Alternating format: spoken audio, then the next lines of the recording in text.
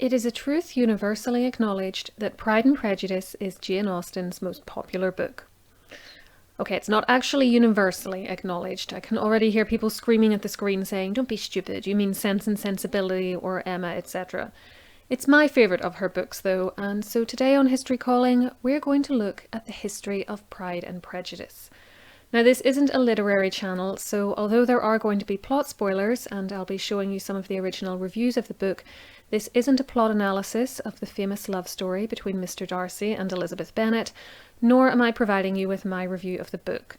Those videos are £2 a penny on YouTube, and you can go look them up if you wish, but as an historian, I'm interested in the story of how and when the book was written and published, why it took so long to get from Austen's pen to the wider world, how much money she made from it, and what the early reviewers, who didn't know what a phenomenon the book would become, thought of it.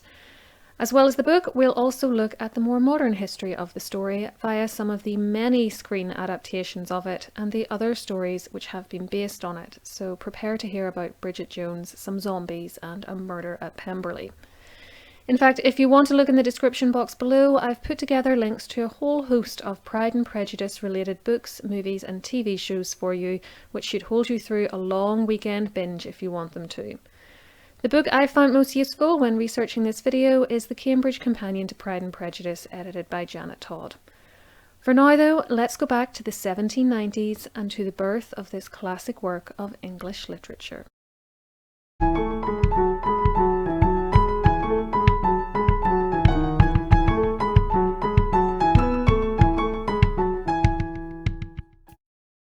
Please remember to give this video a like, subscribe to the channel with notifications switched on so you never miss one of my uploads, and follow me on Instagram. There's a link for my account in the description box below. Jane Austen was born in 1775 in the rectory of Steventon in Hampshire, the daughter of the Reverend George Austen and his wife, the former Cassandra Lee. She had 6 brothers and 1 sister, also named Cassandra, and for such a famous author had a surprisingly small output. She wrote only 6 full-length completed and published books, 2 of which, Persuasion and Northanger Abbey, were only released after her death in 1817, possibly of Addison's disease. In 1796, Jane had already been writing for several years and had produced early versions of 2 other novels, which would become Sense and Sensibility and the short book Lady Susan, not published until the 1870s. That October, according to information later supplied by her sister, she began work on a manuscript she called First Impressions, but which would later be renamed Pride and Prejudice. It was completed in August 1797 and read out to family members and close friends. Unfortunately, we know very little about Jane's writing process, as there are virtually no surviving original manuscripts for her 6 published long novels, and nothing for Pride and Prejudice. One argument regarding its composition, however, revolves around whether it was originally intended to be a series of letters, rather than the narrative form it ended up in. There is some confusion over whether it was this manuscript which was rejected for publication by the firm of Cadell and Davies in November 1797. The letter which Jane's father sent to them inquiring whether they would be interested in the book didn't mention it by name, instead saying only that he had a manuscript novel comprised in 3 volumes about the length of Miss Burney's Evelina, which was another famous novel of this period. Some have therefore wondered if this might have been the then titled Eleanor and Marianne, later Sense and Sensibility. The reasons why this firm rejected it are unknown, but Anthony Mandel, whose chapter is part of the aforementioned Cambridge Companion to Pride and Prejudice, which I've left linked below for you, surmises that the way in which Austen's father approached them was clumsy and unbusinesslike, requesting an immediate response regarding the terms under which they would publish the unseen manuscript. Whether this was first impressions or not, it is certain that the story of Darcy and Elizabeth would have a long wait before it would grace any public bookshelves, as there is no evidence that either Austen or her father approached anyone else about releasing it for many years after this, possibly feeling that a lesser publisher was not good enough. In the meantime, the manuscript was still circulated amongst Austen's friends and family, and we get occasional glimpses of it in her letters. In 1799, she told her sister that, "I do not wonder at your wanting to read First Impressions again, so seldom as you have gone through it, and that so long ago." In June 1800, she told Cassandra, "I would not let Martha," this was Martha Lloyd, a close friend of the two sisters, "read First Impressions again upon any account, and am very glad that I did not leave it in your power. She is very cunning, but I see through her design. She means to publish it from memory, and one more perusal must enable her to do it." An attempt to get Lady Susan printed in 1803 failed, and it was only in 1811 that Jane was at last published, when Sense and Sensibility was released, though as you can see from the cover page of this first edition, it was published anonymously, with the author listed simply as a lady. With this success under her belt, Austen now turned back to First Impressions. It had apparently already undergone some changes in 1809 to 10, but other revisions were now made too. The original title was dropped, as during the time since it had first been written, another book by author Margaret Holford had been published in 1801 entitled First Impressions or The Portrait. Jane now settled on Pride and Prejudice, which was likely inspired by Frances Burney's book Cecilia, which had been published in 1782, and which includes the line, "Remember, if to Pride and Prejudice you owe your miseries, so wonderfully is good and evil balanced, that to Pride and Prejudice you will also owe their termination." Other changes are less clear. Jane described in January 1813 how it had been lopped and cropped so successfully, from what she had originally written over 15 years earlier, that I imagine it must be rather shorter than S&S, Sense and Sensibility, altogether. R.W. Chapman argued in 1965 that some of these changes must have occurred in the couple of years before publication, because the book uses the calendar of 1811 to 12. However, Marilyn Butler, who wrote Jane's Oxford Dictionary of National Biography entry, states that others doubt that any serious revisions could have occurred so late, especially as Jane was writing Mansfield Park by that point. Austen devotees have been having fun ever since, trying to guess what was omitted from the initial version. Author Deirdre LaFay speculated in a 2018 article in Notes and Queries that there might originally have been some explanation as to how Mr. Darcy and Mr. Bingley knew each other, their relative ages of 28 and 22 making a university friendship unlikely, and why Darcy was in such a bad mood at the Meryton ball near the start of the novel when he first meets Elizabeth. Publication finally occurred in 1813, and again Jane's authorship was hidden. This time she was credited as the author of Sense and Sensibility. The publisher was Thomas Egerton in London, who had also put out her earlier book. She earned £110 for it, less than the £140 she got for Sense and Sensibility, and had to give up the copyright for this payment. She later said that, "I would rather have had £150, but we could not both be pleased, and I am not at all surprised that he," meaning Egerton, "should not choose to hazard so much." It was sold for 18 shillings a copy.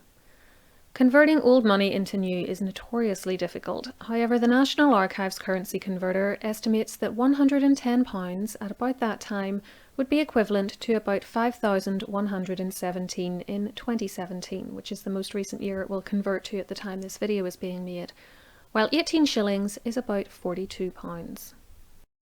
Austen was not particularly happy with the quality of the printing, complaining in a letter to her sister that "the greatest blunder in the printing that I have met with is in page 220, volume 3, which I have on screen for you here, where two speeches are made into one. This section of the book provides Jane and Elizabeth Bennet's reactions to seeing Mr. Bingley again upon his return to Meryton after a long absence, and after disappointing Jane Bennet's hopes that he would propose to her.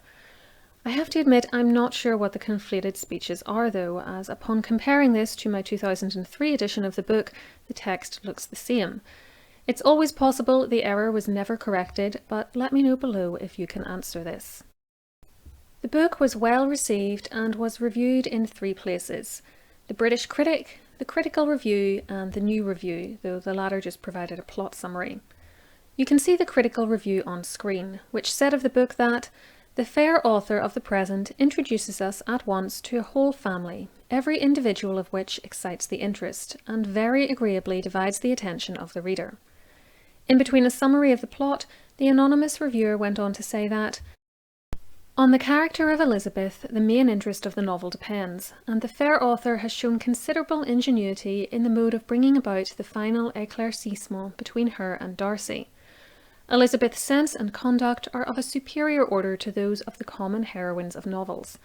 From her independence of character, which is kept within the proper line of decorum, and her well-timed sprightliness, she teaches the man of family pride to know himself. The reviewer concluded that Pride and Prejudice rises very superior to any novel we have lately met with in the delineation of domestic scenes, nor is there one character which appears flat or obtrudes itself upon the notice of the reader with troublesome impertinence. There is not one person in the drama with whom we could readily dispense. They have all their proper places and fill their several stations, with great credit to themselves and much satisfaction to the reader. The British critic was similarly effusive on the whole, saying the book was very far superior to almost all the publications of the kind which have lately come before us. It has a very unexceptional tendency, the story is well told, the characters remarkably well drawn and supported, and written with great spirit as well as vigour. The reviewer did sound one note of caution, though, and this criticism is one which has also been levelled at the novel in the centuries since, and that was that Darcy's, quote, easy unconcern and fashionable indifference somewhat abruptly changes to the ardent lover. Pride and Prejudice was out in the world at last then, and its popularity and fascination have grown exponentially since these first reviews. The last part of this video is going to look at just a few of the adaptations, continuations and reimaginings of the story which have been written and filmed during the 20th and 21st centuries. Of the various screen adaptations of Pride and Prejudice, I think that the three which are the most famous are the 1940 movie starring Laurence Olivier and Greer Garson, the 1995 BBC version starring Jennifer Ehle and Colin Firth, and the 2005 film starring Keira Knightley and Matthew Macfadyen. All three have treated the source material differently. In 1940, the story was condensed into about 90 minutes. The costumes selected presented the events as occurring during the early Victorian period, rather than either the 1790s when the book was written or the 1810s when it was published. And, as Laura Carroll and John Wiltshire have noted, tonally, it feels more like the screwball comedies popular during the 40s than something which comes from Austen's era. Several changes to the characterizations and story points were made too. Mr. Collins is now a librarian, and Lady Catherine de Bourgh seeks only to test Elizabeth's love for Darcy at the end of the movie, rather than stifle it. The 1995 adaptation, my personal favourite I'll admit, benefits from having around 6 hours in which to tell the story, providing the most complete rendering of it on screen so far.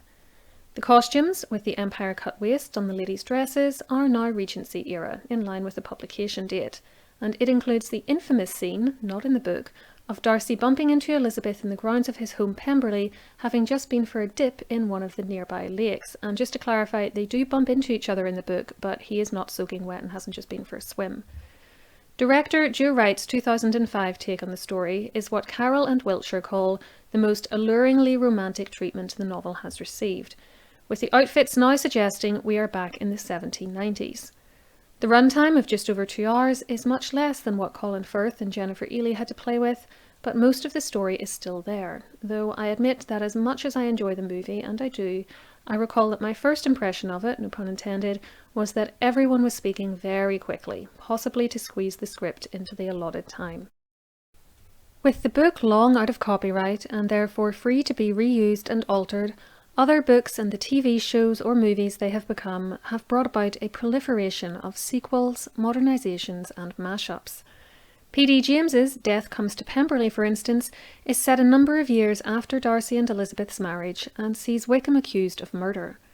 One of the most famous retellings of the original story, moved to a 21st century setting, is Bridget Jones's Diary, where Bridget fills in for Elizabeth and meets her own Mr. Darcy, played in the movies by Colin Firth, who showed a great willingness to send himself and one of his most famous characters up. He does it in St. Trinian's as well, by the way, when he recreates the wet shirt scene.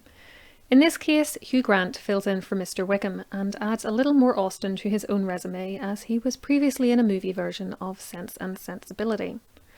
The 2004 film Pride and Prejudice is an interesting example of how the story can appeal to cultures and countries vastly different, not just in time but also location, to that originally intended by Austen, as it transposes the action to a Bollywood setting. America loves Austen too, and the Jane Austen book club contains a cast of characters living in the States whose stories mirror many of Austen's characters in her various books, not just those in Pride and Prejudice. Here on YouTube, there is also the channel The Lizzie Bennet Diaries, which places the story into a modern-day context and plays it out over 100 short episodes released back in 2012. In Lost in Austen, the main character actually finds herself transported inside the book, replacing Elizabeth Bennet, who is dumped out into the 21st century. Needless to say, mayhem ensues. Within the mashup genre, one of the best known and bizarre is Pride and Prejudice and Zombies, which does exactly what the title suggests, whilst retaining much of Austen's original text and crediting her as a co-author. Wouldn't we all love to know what she would have made of that? These are just a few items from the absolute deluge of Pride and Prejudice themed stories which continue to appear in all mediums, from print to stage to screen, and no doubt this deluge will continue for many years to come. It demonstrates, I think, that the life of this book is perhaps endless. Few fiction writers have written works which have continued to be so popular and which so many generations can see themselves and their experiences in. The history of Pride and Prejudice is far from over. This video, however, has now reached its conclusion, and I hope you've enjoyed its little foray into the world of Jane Austen, Elizabeth Bennet, and Mr. Darcy. Let me know below which adaptation, sequel, modernisation, or mashup of Pride and Prejudice is your favourite. And don't forget to subscribe and check out the description box for links to all the books and screen adaptations mentioned here. I'll be back next week with a new video, and until then, keep learning.